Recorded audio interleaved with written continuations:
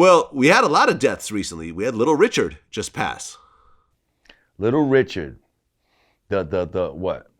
The father of rock and roll.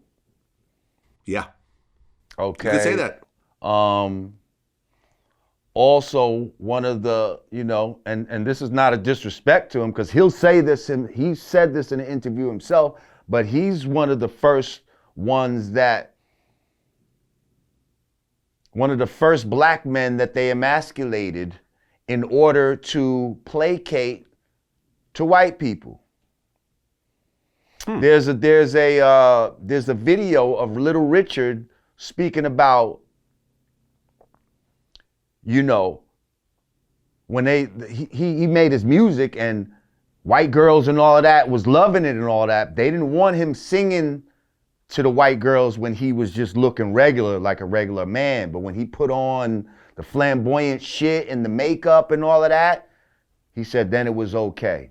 So he said that kind of enabled him to be able to perform for the white girls. Because other than that, they wasn't going to take a regular black man doing, performing for the white girls and having them screaming and all this type of shit, unless he was effeminate. Well, I actually looked it up. When you look up the father of rock and roll, Chuck Berry usually comes up first. This is true. But a lot of people will say Little Richard, maybe both of them, Chuck Berry, Little Richard, kind of in the same vein. And the reason why Little Richard had a lot of people that like were in his band and later on became like rock and roll greats and shit like that. Like I think Jimi Hendrix used to fucking play for him and fucking Mick Jagger and all kind of motherfuckers. Like, you know what I mean? Like really fucked with Little Richard like that. Yeah, well, rest in peace. Quite a talent. And you could say was the biggest influence on Prince. I would definitely say that. I could see it. The hair, you know what I mean? The style, but you look past that, he was a musician, you know what I mean? He made some shit that went on to influence many people. Right. Then there is Andre Harrell, who just passed at 59. Woo! Andre Harrell. Let's just stop there for a minute, because that's serious hip hop history right there. Okay? For those of you that, many people know Andre Harrell as, this music mogul, this music executive. But let's not forget that he started as an MC in a group called Dr. Jekyll and Mr. Hyde. Okay? He was Dr. Jekyll. They had a song called AM/PM back in the days that was the shit.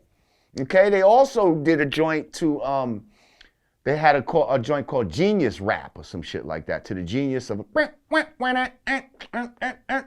to that joint right there. And that was another hit. It was also on Pumpkin's, Pumpkin and the All-Stars. And he was rocking suits. They was rocking suits back then. Like, they was one of the first rappers that was like, because Flash and them was rocking the flamboyant shit and then Run DMC and all, they had but these dudes was rocking suits and ties and shit like that. To the point where on Russell Simmons, did you know Russell Simmons made a record before called Cold Rock Stuff? I think so, yeah. I remember he rapped at a very early on. No, he wasn't rapping. He was just talking on it. Oh, okay. Yeah, you lying. And so he started talking about Dr. Jekyll, and he said, what kind of rapper is you wearing a suit? Like, yo, the song is dope. Check it out. But anyway, so he was a pioneer as far as in hip hop. Then later on, he goes on to fucking create Uptown Records. Now, for us, Uptown Records was so inspirational because Heavy D and the boys, they were from Mount Vernon. We're from New Rochelle. That's like there's a small little town right between us, but basically we right next to each other. You know what I mean? So we got a lot of influence with each other, and you know what I mean? At sometimes it was like Crips and Bloods though, but for some of us, you know, there was a cross pollination as well. So when we saw Heavy D blow up, it was like, yo, like we could do it too. Like these are dudes from Westchester. At that point, Westchester might as well have been, you know, Mars or some shit. You know what I mean? Like only people from the 5 boroughs was making records at that time. So Andre Harrell put people on like Heavy D, you know what I mean?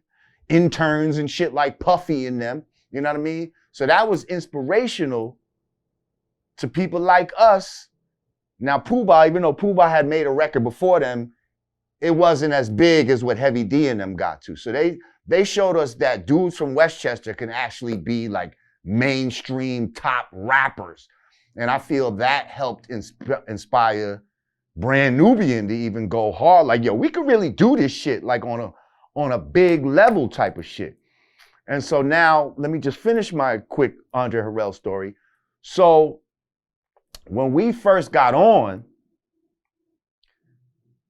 Andre Harrell and Puffy managed Brand Nubian for like 2 weeks.